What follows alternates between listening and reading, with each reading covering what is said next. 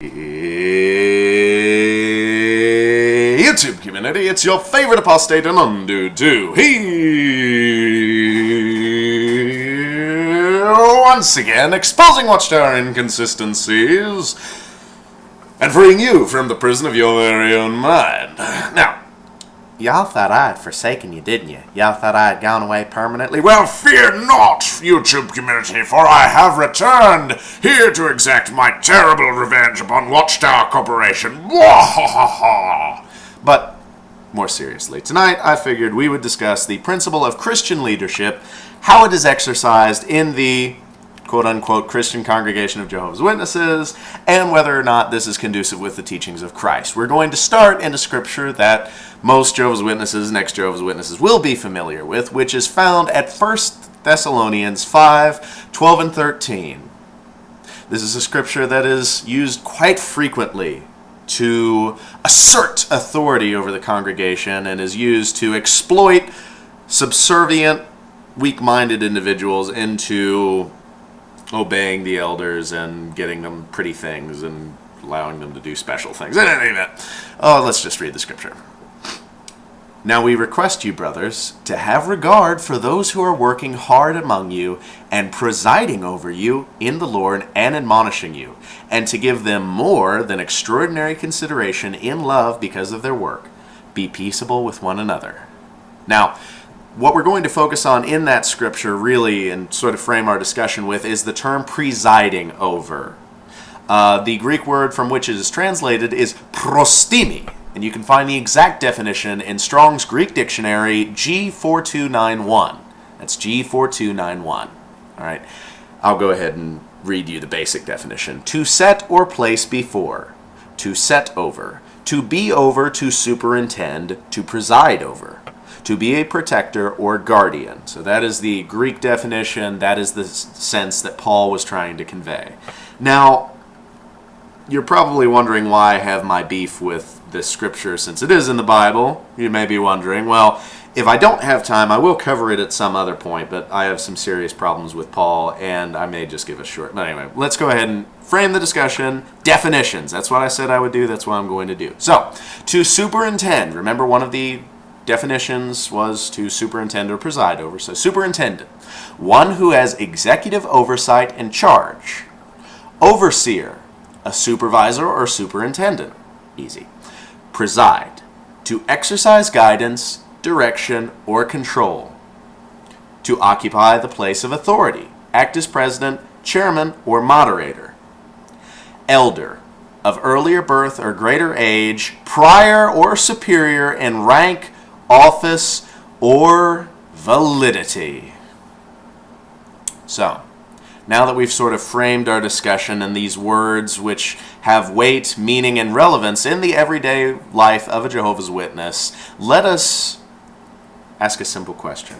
Who do you recall being the top dog in the congregation? Now, of course, I acknowledge there are multiple layers of authority in the Christian congregation of Jehovah's Witnesses. We have the governing body, we have the writing committee and the production committee, and we have the Bethelites, we have the regional overseer, we have the district overseer, we have the circuit overseer, and on and on and on and on and on and on. It's multiple levels. But we're going to be discussing the myopic, self-contained universe of the congregations. Now, who is the top dog there? Well, we certainly know it isn't the unbaptized publishers. The filthy beggars. What's their problem anyway? Then we have the baptized publishers, who clearly aren't doing enough, because if they were doing enough, they'd have a special title. Right. So then we have the auxiliary pioneers, who aren't regular pioneers and thus not as good. We have the regular pioneers. That's the top of the line, sisters. Don't you dare come any further. We have your ministerial servants. Oh, these filthy beggars are unqualified to be the elders, so we just give them a bone to throw. And then we have the elders. You think you've reached the top position, don't you? Well, you're wrong, because there's one more, which is the presiding overseer. Here's where the definitions come into play.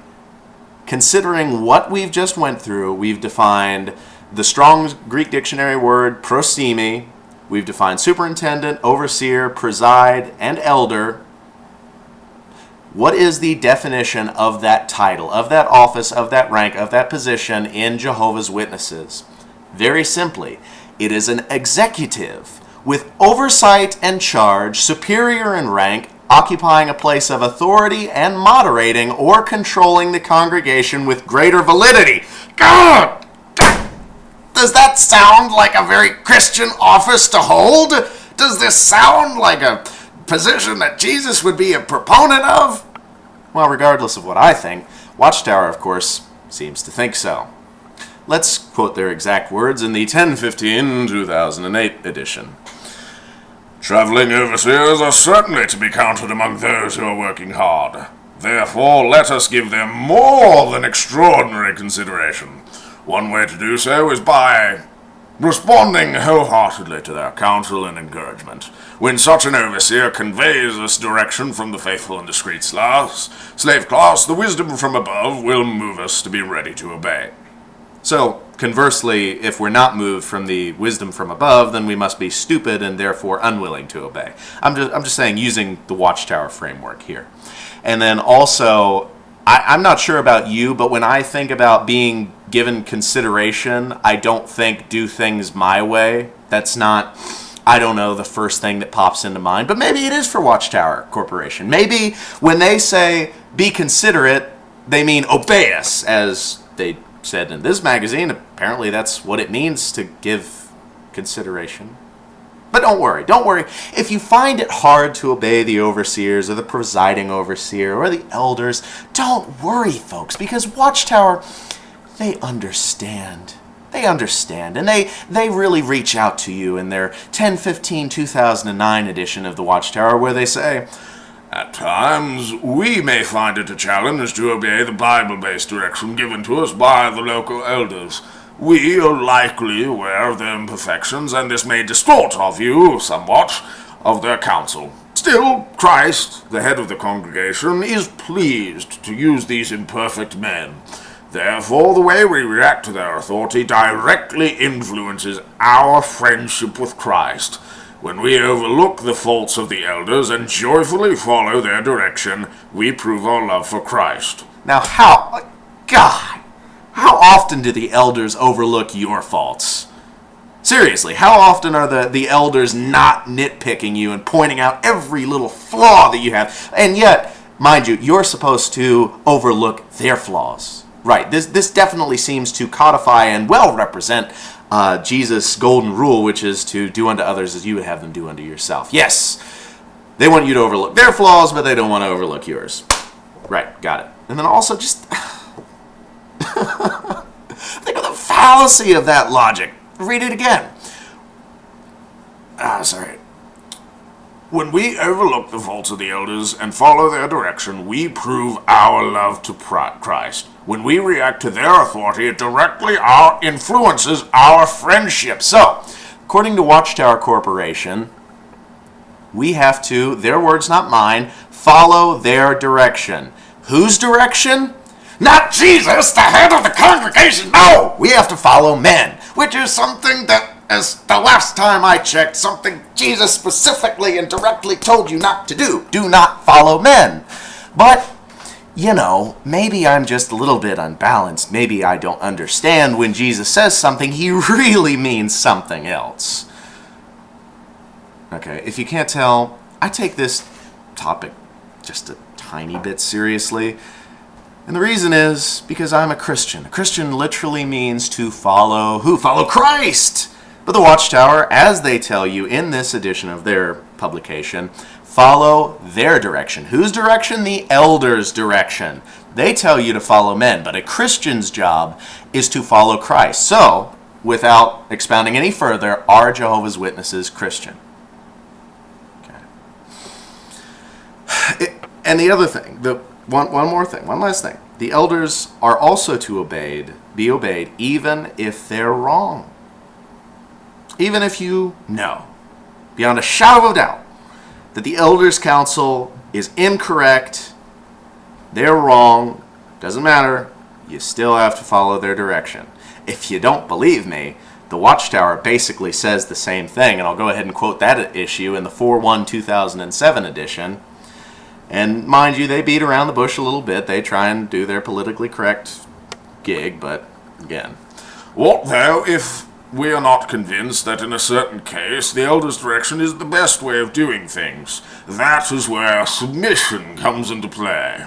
It is easy to obey when everything is clear and when we agree, but we will show that we are truly submissive if we yield, even if we do not personally understand the direction provided. Now, it would be a lot easier to understand the direction provided if we had more of the facts, if there was maybe a veil of transparency in the elders' decision, maybe if they followed the counsel of Jesus by bringing the sinners before the congregation and letting us know what happened, maybe there wouldn't be so much complaint. But since there is that wall of ignorance that surrounds everything in the elders' position, then maybe that's why people don't understand. And what is the Watchtower's counsel in this regard? Well, if you don't understand, just do it anyway.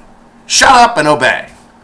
Yeah, okay. This sounds really Christian. Watchtower, I'm glad you've told us this. Okay. I'm getting a little bit worked up here. I'm offering, as you can tell, a lot of platitudes, a lot of personal opinions, a lot of anecdotal evidence.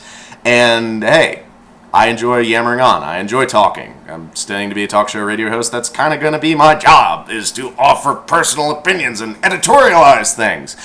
In the context of this discussion, though, it's maybe a tad bit inappropriate since I'm trying to convince you, the viewer, that the way witnesses are doing things is wrong. And the best way to do that is to use what? The Bible. If you are a Christian, what is going to have the most weight?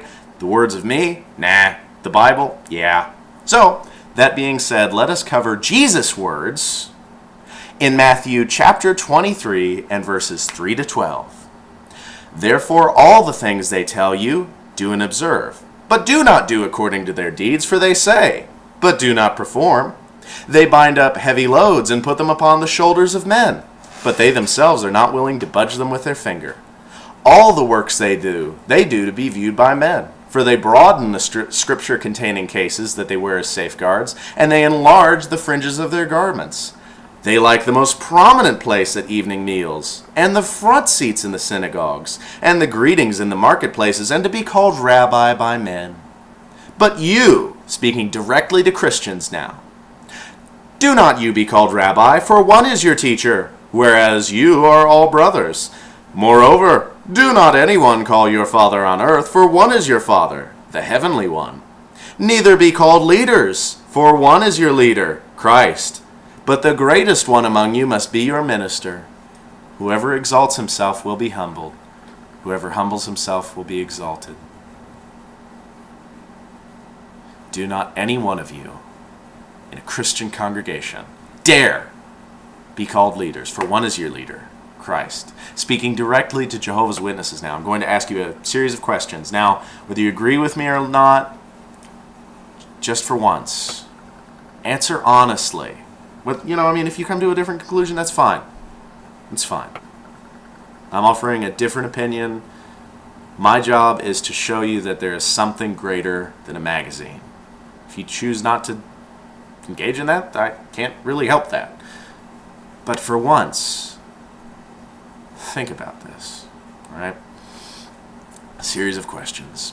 Do elders often tell you to do things, but then do not do them themselves? Do your elders bind up heavy loads upon you, making your service seem inadequate or telling you that somehow your sacrifice isn't enough? Do they wear as safeguards the Bible, broadening its scripture-containing context to deflect any criticism of their actions? Do they enlarge the fringes of their garment by doing things that make them seem like they're going the extra mile? Do the elders often sit in the front seats of the Kingdom Hall? Do they like to be called elders? And if not, then why do they work towards that title? Or why would it matter if they lost it? And when was the last time an elder humbled himself to you instead of you humbling yourself to an elder? Clearly, I am running out of time, and so I must sadly cut this short. Every town has its ups and downs, sometimes up and sometimes down.